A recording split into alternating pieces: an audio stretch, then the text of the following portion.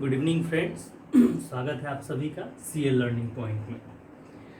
हम लोग ट्वेल्थ के एक टॉपिक सिंटेक्स पर बात कर रहे थे, जो टॉपिक ट्वेल्थ के लिए काफ़ी इम्पॉर्टेंट है। इस साल के एग्ज़ाम में भी इससे बहुत अच्छे मार्क्स के क्वेश्चन पूछा था, और इसके अलावा ये टॉपिक एयरफोर्स और नेवी के लिए भी काफ़ी इम्पॉर्टेंट है। इससे भी काफ़ी मात्रा में इसमें क्वेश्चन पूछा जाता है, और सिंटेक्स की इम्पोर्टेंस में हम आगे वाली क्लासों पे भी बात कर चुके हैं। इससे पहले हम लोग सिंटेक्स के 5 क्लास पे बात कर चुके हैं, और आज हम सिंटेक्स के 6वीं क्लास में बात करेंगे। अर्थात सिंटेक्स टॉपिक पे लगातार ये हमारा 6वां वीडियो होगा, और इस सिंटेक्स टॉपिक पे हम लोग आगे बात करेंगे। तो कुछ पॉइंट्स पे हम काम कर चुके हैं, और आज फिर एक पॉइंट्स हम आपके सामने लेकर आ रहे हैं। ध्यान से सुनिएगा। सबसे पहले हम थ्योरी पे चर्चा करेंगे, उसके बाद एग्जाम्पल्स और लॉजिक से बात करेंगे। हमने कहा कि कुछ ऐसे शब्द होते हैं जनरली, ठीक है, मैं आपके सामने एक जनरली शब्द कहूँ तो उससे आप समझिएगा साधारणतः हिंदी मीनिंग होता है। अर्थात जिस केस के लिए भी मैं जनरली वर्ड यूज करूँ, आप समझिएगा उस केस में मैं 90% का चर्चा कर रहा हूँ। मैंने कहा कि जनरली जो भी शब्द आर वाई से अंत होते हैं, जैसे कुछ हम आपके सामने शब्द लेते हैं, जैसे हमने कहा सीनरी, ठीक है, उसके बाद और एक शब्द हमने लिया ज्वेलरी, एटसेट्रा एटसेट्रा। ये सारे शब्द आप देख सकते हैं कि आर वाई से एंड हो रहे हैं। तो जो भी शब्द आर वाई से अंत होते हैं, तब जनरली मैं बात कर रहा हूं, ऐसे कुछ शब्द है जो आर वाई से अंत होते हैं, तो उसे हम लोग सिंगुलर समझते हैं और सिंगुलर वर्ब देते हैं, ठीक है। एग्जाम्पल जैसे देखते हैं कि हमने कहा कि सीनरी आर वाई से अंत हो रहा है। हमने कहा कि सीनरी ऑफ कश्मीर, ठीक है, हमने कहा सीनरी ऑफ कश्मीर। अब मैं आपके सामने वर्ब रखूंगा, 2 वर्ब, एक वर्ब मैंने रखा इज और एक वर्ब मैंने रखा आर। हमने कहा थ्योरी हमारा था कि आर वाई से अंत होने वाला शब्द सिंगुलर होता है और सिंगुलर वर्ब लेता है। तो अब आपके सामने यहाँ पे 2 वर्ब है, एक आर है और एक इज है। Are is a plural verb and is is a singular verb, and scenery is end with R Y. ये आर वाई से अंत हो रहा है, इसीलिए हम इसे कैसा वर्ब देंगे, सिंगुलर वर्ब देंगे, अर्थात इज देंगे। लेकिन मैंने साथ साथ ये भी कहा कि ये जो फॉर्मूला हो कितने परसेंट केस में लगेगा, 90% में जनरली। समझ में आ रहा है ना। मतलब आप एक पॉइंट ये नोट्स में लिखेंगे कि जनरली आर वाई से अंत होने वाले शब्द सिंगुलर होते हैं तथा सिंगुलर वर्ब लेते हैं जनरली। तो आपके माइंड में क्वेश्चन होगा कि सर जनरली आप 90% के लिए यूज कर रहे हैं, तो 10% तो ऐसे कोई वर्ड होंगे जो आर वाई से एंड भी होते होंगे और वो सिंगुलर भी नहीं होते होंगे। तो ऐसे कुछ वर्ड्स की हम लोग चर्चा करेंगे। तो हमने अभी देखा कि कुछ ऐसे शब्द थे जो आर वाई से अंत होने के साथ वो सिंगुलर थे और सिंगुलर वर्ब ले रहे थे, लेकिन वो सारे शब्द जनरली में थे। अर्थात वो 90% वर्ड ऐसे हैं जो आर वाई से एंड भी होते हैं और वो सिंगुलर होते हैं, सिंगुलर वर्ब लेते हैं। लेकिन कुछ आपके सामने मैं ऐसे वर्ड्स रख रहा हूं, देखिए ये सारे के सारे वर्ड आर वाई से अंत हो रहे हैं। जैसे हमने कहा पोल्ट्री, आर वाई से अंत हो रहा है। पीजेंट्री, आर वाई से अंत हो रहा है। पोल्ट्री का मतलब मुर्गी फार्म, पेजेंट्री का मतलब देहाती, और उसके बाद मैंने कहा जेंट्री, इसका मतलब होता है मध्यम वर्ग। फिर मैंने कहा कैवेलरी, इसका मतलब होता है घुड़सवार सेना। आर्टिलरी, आर वाई से अंत हो रहा होता है सैनिक। और इन्फेंट्री, आर वाई से अंत हो रहा होता है पैदल सेना। अब देखिए यही इंग्लिश का थोड़ा सा स्ट्रॉन्ग पॉइंट भी है कि इससे पहले यदि आपने कॉन्सेप्ट नहीं समझा और आप सिर्फ रट्टा मार पढ़ रहे हैं, आपने लॉजिक बेस्ड नहीं समझा, तो फिर यही प्रॉब्लम हो जाए। आपने माइंड में सेट कर लिया कि जो शब्द आर वाई से अंत होते हैं, सिंगुलर होते हैं, सिंगुलर वर्ब लेते हैं, और आपके सामने आ गया इन्फेंट्री, आपने माइंड में बिठा कर रखा है आर वाई और आपने लगा दिया सिंगुलर वर्ब। लेकिन थोड़ा सा उसके साथ साथ ये भी याद रखिए कि ऐसे कुछ शब्द हैं जो, इसीलिए मैंने सिर्फ ऐसा नहीं बोला आपको पॉइंट कि आर वाई से अंत होने वाले शब्द सिंगुलर होते हैं, सिंगुलर वर्ब लेते हैं, नहीं। हमने कहा कि जनरली आर वाई से अंत होने वाले शब्द, और जनरली में कितने परसेंट? 90%। मतलब ये सारे जो शब्द है ये आर वाई से इंड भी हो रहे हैं, लेकिन ये आर वाई से इंड होने के साथ भी ये सारे शब्द प्लूरल होंगे और अपने साथ प्लूरल वर्ब लेंगे। आप नोट्स में लिखिएगा कि poultry, comma peasantry, comma gentry, comma cavalry, comma infantry, comma artillery R Y से अंत होने के बावजूद भी प्लूरल है, प्लूरल वर्ब लेते हैं। एग्जाम्पल देखेंगे, हमने क्या लिखा है? द इन्फेंट्री, आर वाई से अंत हो रहा है। हमने कहा कि द इन्फेंट्री ऑफ इंडिया, मतलब भारत की पैदल सेना।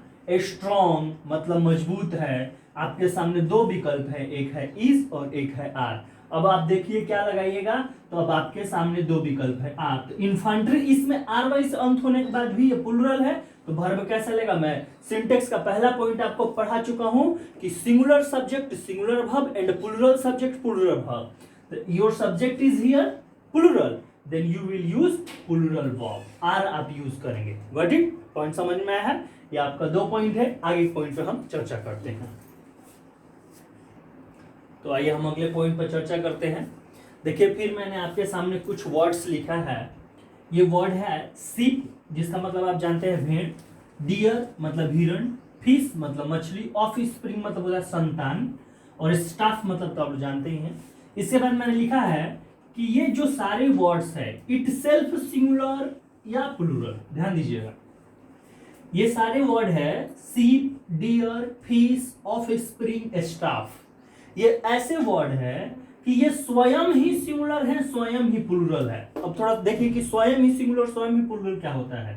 जैसे मैं आपके सामने एक वर्ड लिखा बॉय, मैं आपसे पूछा कि अच्छा बताइए कि बॉय जो है ये सिंगुलर है कि प्लूरल है? आपने जवाब दिया कि सर सिंगुलर है। अच्छा, मैं पूछा कि बॉय का प्लूरल क्या होगा? आप फटाक से बोल दीजिएगा सर बॉय में एस जोड़े तो बॉयज हो गया प्लूरल। अब देखिए, ये प्लूरल वर्ड सिंगुलर वाले वर्ड से डिफरेंट है, लेकिन ये जो आपके सामने इतने वर्ड दिख रहे हैं ना, सीप, डियर, फिश, ऑफस्प्रिंग, स्टाफ, ये सारे के सारे जो वर्ड हैं ये ऑटोमेटिकली इसमें आपको मतलब ऐसा समझ लीजिए कि रेडीमेड है।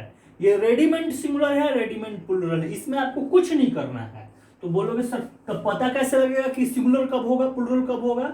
तो ध्यान से सुनिएगा कि इसका प्रयोग ही इसे सिंगुलर बनाता है और इसे प्लूरल बनाता है। तो बोले कैसे? एग्जाम्पल देखते हैं। हमने कहा वन सीप। अच्छा, तो अंग्रेजी ग्रामर की भाषा में हम जानते हैं कि जो एक होता है वो सिंगुलर होता है, जो एक से ज्यादा होता है वो प्लूरल होता है। तो वन सीप इज ब्लैक हमने लिखा है, ठीक है। तो सीप कितनी है? एक। तो इसका प्रयोग बता दिया कि सीप यहाँ पे सिंगुलर है कि प्लूरल है? सिंगुलर है। आपने वर्ब कैसा लिया है? तो इज सिंगुलर वर्ब लिया, बहुत बढ़िया। तो आपके माइंड में आ रहा होगा कि अच्छा तो 5 को होगा। यदि मान लीजिए सीप 5 है तो आप 5 सीप्स लिख देंगे। जैसे एग्जांपल में मैंने यहाँ पे लिखा है कि 5 सीप्स आर ब्लैक। बिल्कुल गलत, क्योंकि अभी मैंने कहा कि जितने सारे वर्ड्स है all words are readymade, it is itself singular and plural, you can't do it anything about these all words। ये सारे वर्ड्स के अंदर आप कुछ नहीं कर सकते हैं। ये ऑटोमेटिकली सिंगुलर है, ऑटोमेटिकली प्लूरल है। ना आप इसे सिंगुलर खुद से बना सकते हैं, ना प्लूरल बना सकते हैं। इसे सिंगुलर या प्लूरल इसका प्रयोग बना सकता है। यहाँ पे सिप जो है वो एक को दर्शा रहा है, सिंगुलर है। लेकिन अब यहाँ पे यही वर्ड वन एक को दर्शा रहा है, सिंगुलर है, लेकिन 5 मोर देन 1 है, एक से ज्यादा को दर्शा रहा है। अब ये सीप आएगा प्लूरल में। प्लूरल होगा भी, लेकिन ये सीप अपने अंत में एस नहीं लेगा, लेकिन प्लूरल वर्ब लेगा, क्योंकि इसका प्रयोग ही बताता है कि ये सिंगुलर है कि ये प्लूरल है। एक एग्जांपल और लेते हैं।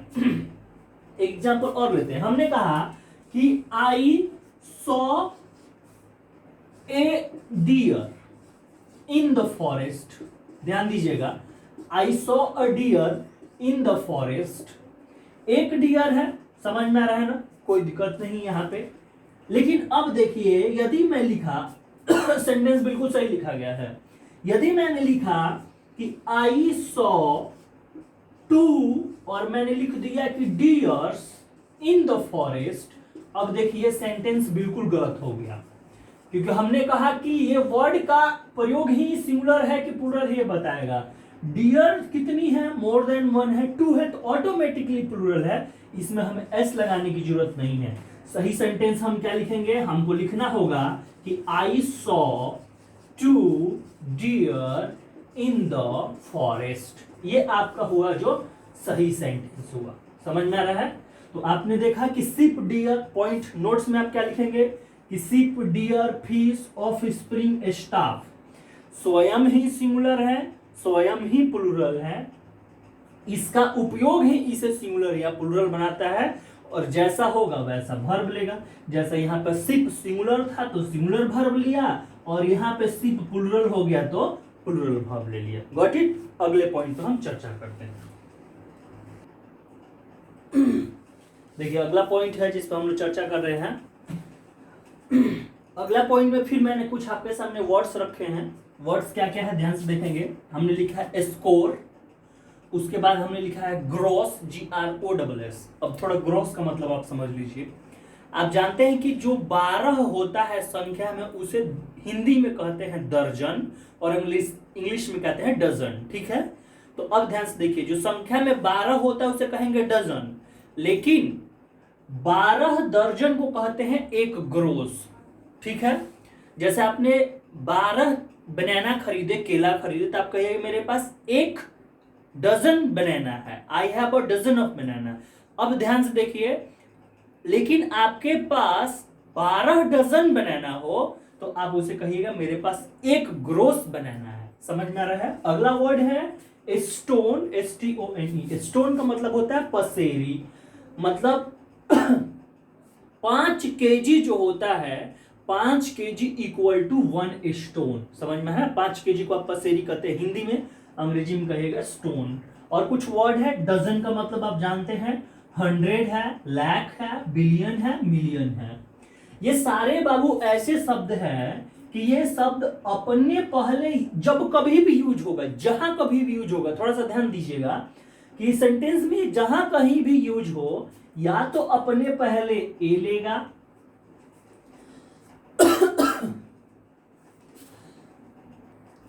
तो ये शब्द ऐसे हैं कि जो भी वर्ड है, score, gross, stone, dozen, 100, lakh, billion, million, ये सारे वर्ड ऐसे हैं कि जहां कभी भी सेंटेंस में यूज होगा, या तो अपने पहले ए लेगा या अंत में एस लेगा। एकदम ध्यान दे के रखना है। जैसे हमने कहा ए डजन, यदि ए डजन हम नहीं कहना चाहते हैं तो हमें कहना पड़ेगा डजन्स। समझ में आ रहा है ना। उसी तरह से इसमें से सारे वर्ड्स हैं, समझ में आ रहा है ना, कि नोट्स में लिखेंगे कि ये सारे word score, gross, stone, dozen, 100, lakh, billion, million, ये सारे वर्ड अपने पहले या तो ए लेगा या अंत में एस लेगा। एग्जाम्पल में आपको नोट करना है ए डजन और डजन्स, ठीक है।